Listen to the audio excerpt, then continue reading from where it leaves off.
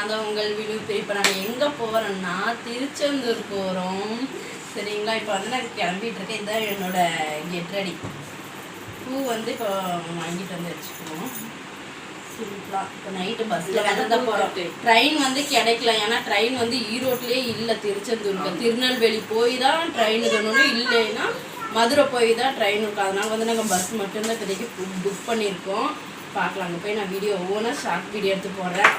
Time இருந்தால் நான் long video எடுத்து போடுறேன். ஓகே, இதை எங்களுக்கு நான் கிளம்பி முடிச்சிட்டேன். என் சிஸ்டர் வந்து மூஞ்சிக்கு வந்து பவுர் அடிக்கலையாமோ பொட்டு வைக்கலையாமோ அதனால் காமிக்கல.